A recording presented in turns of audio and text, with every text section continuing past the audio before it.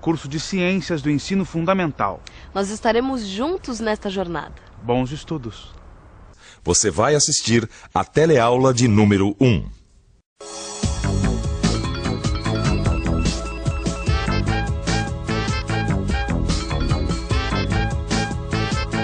Você sabe por que a gente precisa estudar ciências na escola? Oi, por favor. Você sabe por que a gente estuda ciências na escola? Na escola eu acredito que seja importante para a gente conhecer o nosso ambiente. Para ampliar os nossos conhecimentos. Do que trata um cientista? Eu acho que pesquisa a respeito da natureza em volta da gente. Atmosfera, fórmulas. Ele estuda a origem da vida, a origem do universo. Você já estudou ciências? Já estudei ciências. Já estudei ciências. O que você estudava no seu curso de ciências? Sobre o solo, sobre vegetal, sobre tudo. Para conhecer mais sobre o ser humano, o desenvolvimento da Terra, dos seres vivos e tudo. Pois é. A gente estuda ciências para entender melhor o mundo em que vivemos. Se você entender melhor como é o mundo, melhor vai poder se virar dentro dele. Agora, será que dá pra gente aprender ciências numa padaria?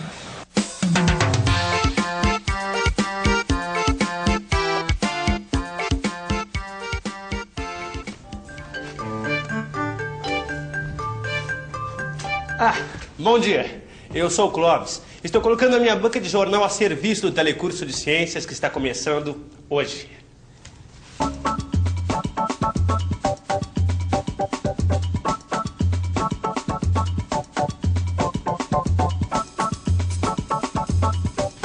No nosso telecurso de ciências, nós vamos estudar situações que acontecem no nosso dia a dia. Só que nós vamos adotar o ponto de vista da ciência. E para saber das coisas que acontecem no nosso dia a dia, nada melhor do que isso aqui, ó. O jornal. Mas o jornal é apenas um dos recursos que nós vamos utilizar. No telecurso de ciências, nós vamos aprender, por exemplo, como era a Terra há milhões e milhões de anos e como ela é hoje. Como é a Terra por dentro. Quantas espécies de seres vivos existem na Terra e onde estão. Vamos ver como a ciência explica um gol perdido numa partida de futebol. E na aula de hoje você vai ver por que quando a gente abre uma geladeira, uma garrafa de cerveja, sai aquela fumacinha. Nós vamos mostrar as coisas aqui de um jeito que vai fazer você se sentir tão à vontade como se estivesse estudando ciências na lanchonete do seu bairro. Oi, prazer. Meu nome é Lineu e como eu dou aula de ciências numa escola aqui do bairro, eu venho sempre nessa lanchonete. A Maria é a garçonete. Ela diz que os nossos papos melhoram a qualidade do serviço. Por exemplo, ela adorou aprender que o prazo de validade de um enlatado tem uma explicação científica. Isso é super importante. E ter um freguês professor tipo Lineu é um luxo. Primeiro, porque a gente aprende um monte de coisas. E depois porque a gente aprende a aprender. Não é, Alberto? É isso aí, Maria. E aquele ali é o Alberto, o dono da lanchonete. Ele gosta muito de discutir, trocar ideias comigo e comprovar na prática todas as coisas que ele aprende com as nossas discussões. Uma das coisas que eu já aprendi com o Lineu foram as qualidades básicas do cientista. A perseverança e a busca de um método. E olha, isso vale tanto lá no laboratório quanto aqui fora, na vida da gente. Obrigado. Não é isso, Lineu? É isso aí, Alberto. Perseverança e busca de um método são as qualidades básicas de um cientista. Perseverar é conservar-se firme e constante. Persistir, prosseguir, continuar. O cientista é um cara que quando quer descobrir alguma coisa, vai até o fim. Um bom exemplo de perseverança do cientista são as notícias que saem no jornal sobre os pesquisadores que procuram a cura da AIDS. Todos os dias, alguém, em algum lugar, está experimentando um novo remédio, uma nova vacina. Até agora, a AIDS ainda vem conseguindo driblar os cientistas e a epidemia continua. Mas já foram descobertos meios de evitar a contaminação e remédios que diminuem o ritmo da doença. As pessoas soropositivas hoje vivem muito mais tempo do que há 10 anos. Você já pensou se os cientistas não tivessem perseverança, não continuassem insistindo? Nós podíamos perder a esperança de encontrar a cura.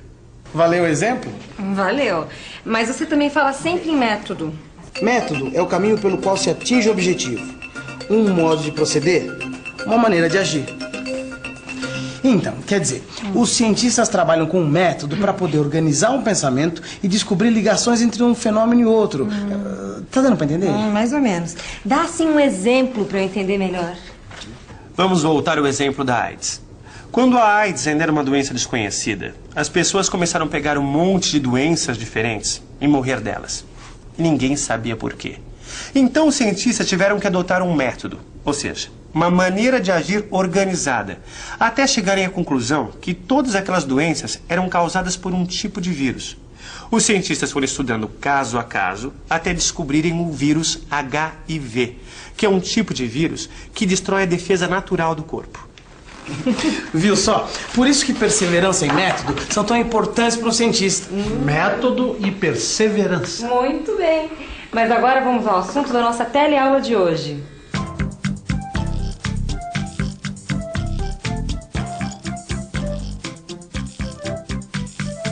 Incêndio é causado por vazamento de gás no botijão do fogão. Vazamento de gás de cozinha. Todo dia a gente lê no jornal ou escuta de algum vizinho alguma história sobre vazamento de gás do botijão. Vamos saber o que isso tem a ver com a nossa teleaula de hoje?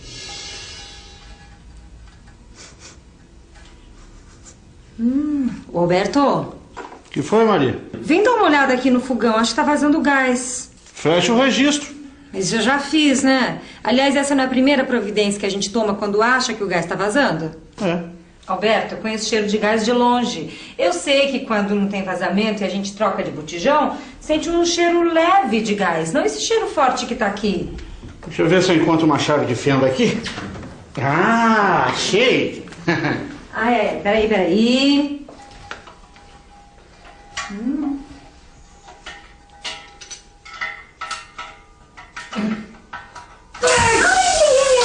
Abre todas as portas e janelas e fica lá fora.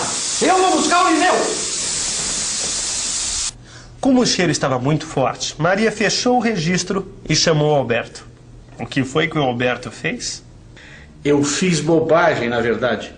É perigoso mexer na válvula do botijão, pois ele pode explodir e incendiar. Mas dessa vez, nada disso aconteceu. Vamos ver agora o que aconteceu com o gás que escapou do botijão. Eu pensei que fosse pegar fogo, mas ele está cheio de gelo. Seu botijão congelou, Roberto. Ô, Maria, você mexeu no botijão? Usou algum extintor de incêndio ou coisa parecida? Imagina, não fui eu, fiquei o tempo todo aqui escondida aqui atrás. Vamos rever essa cena e ver que coisa curiosa. O gás escapou e, por sorte, nem teve incêndio nem explosão. Formou apenas gelo. Isso tem a ver com a mudança de temperatura do lado de fora do botijão. O gás que escapou roubou o calor do ar que encontrou do lado de fora. Para entender melhor, vamos ver um exemplo menos perigoso. Por que quando a gente abre uma geladeira ou um freezer de sorvete como esse aqui, sai essa fumacinha? Porque tá gelado lá dentro. Porque aqui fora é quente, lá dentro é frio. Você viu só? Quando a gente abre uma garrafa de cerveja ou de refrigerante, também sai uma espécie de fumacinha do gargalo.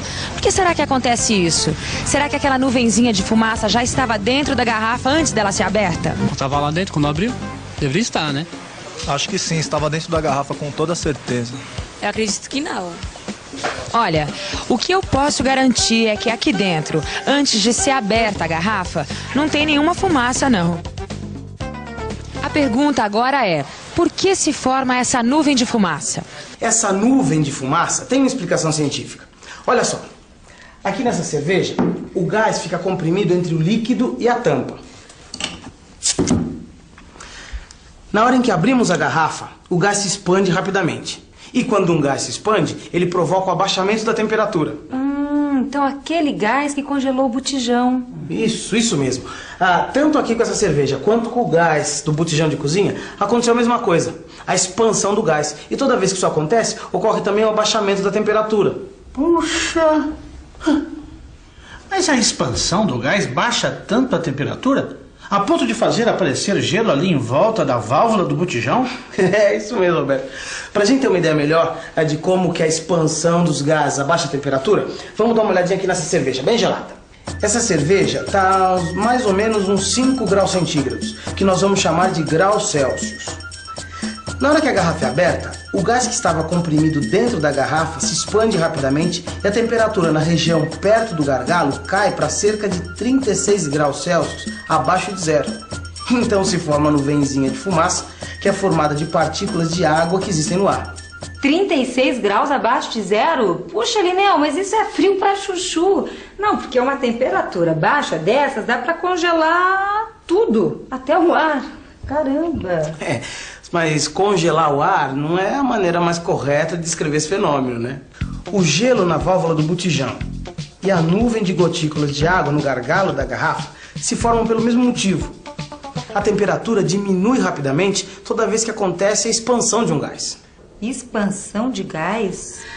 Tá vendo esse barulhinho aí da geladeira? O que esse barulho tem a ver com a tal da expansão do gás? Não, porque eu aposto que esse motorzinho que fica nesse liga e desliga, que é o responsável pela expansão do gás que resfria a geladeira. Tô certa?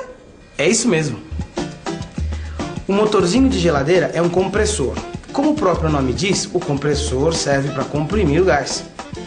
Então ele é levado assim comprimido por uma tubulação até o congelador, que é o lugar onde ele vai expandir. E quando o gás se expande, o que acontece? Ah, isso você já explicou. A expansão de um gás provoca um abaixamento da temperatura. A partir do caso do botijão de gás da lanchonete, nós aprendemos alguns conceitos de ciência. Agora vocês vão ter a chance de rever o que nós aprendemos nessa teleaula. E atenção, se liga aí, que é hora da revisão. Na teleaula de hoje, você viu que a rápida expansão de um gás provoca o abaixamento da temperatura. Esse abaixamento da temperatura pode ser visto quando escapa gás rapidamente de um botijão. A válvula do botijão fica coberta de gelo. A nuvem de fumaça que a gente vê quando abre uma garrafa de cerveja se forma ali pela mesma razão. O gás se expande e a temperatura cai. E este princípio de abaixamento de temperatura através da expansão de um gás é utilizado em muitos equipamentos, como a geladeira e o ar-condicionado. Na nossa próxima teleaula, nós vamos tratar do céu. Esse mesmo que a gente vê todo dia.